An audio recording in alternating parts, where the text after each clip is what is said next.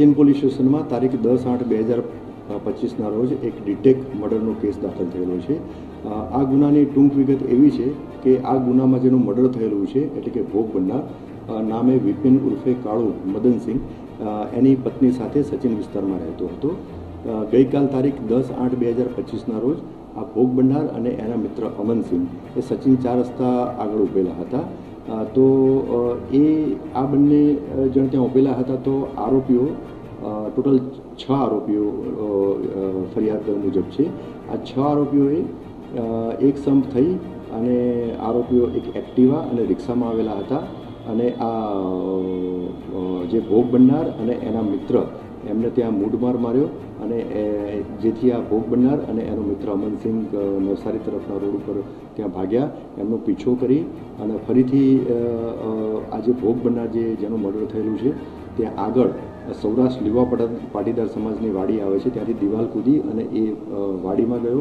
तो त्यां आ 6 आरोपीओ पैकी 4 आरोपीओए आज भोग बननारने 2 चप्पू अने मूडमार मारी अने एनुं गंभीर इजाओ करी अने मौत निपजावेलुं छे।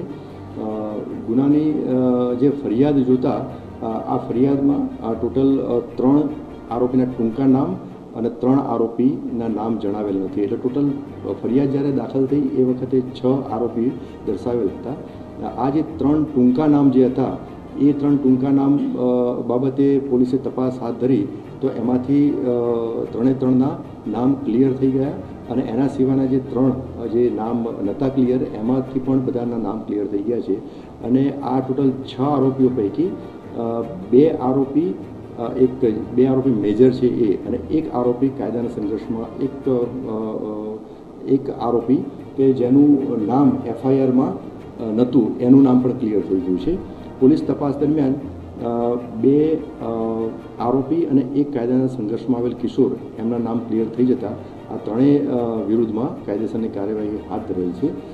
જે હાલમાં જે 2 આરોપીઓની જે ધરપકડ કરેલી છે પોલીસે એમાં એક આમિર આલમ સૈયદ અને બીજા અજમત ઉલ્લા ઉર્ફે અયામ એહસાન શેખ આ બંને આરોપીઓની ધરપકડ કરેલી છે। એના સિવાય એક અન્ય કાયદાના સંઘર્ષમાં આવેલ કિશોરનું પણ આમાં નામ ક્લિયર થયેલું છે। એને પણ પોલીસે તાબા હેઠળ લઈ અને એના વિરુદ્ધમાં પણ કાયદેસર કાર્યવાહી હાથ ધરેલી છે। આના સિવાય એક આરોપી એનું નામ જેનું નામ એફઆઈઆરમાં હતું એનું પણ નામ ક્લિયર પૂરું નામ ક્લિયર થયેલું છે રાઝિક રશીદ કુરેશી કે જે એ કાયદાના સંઘર્ષમાં આવેલ કિશોર એનો ભાઈ થાય છે। હાલમાં આ 3 બાકી રહેલા આરોપી વિરુદ્ધમાં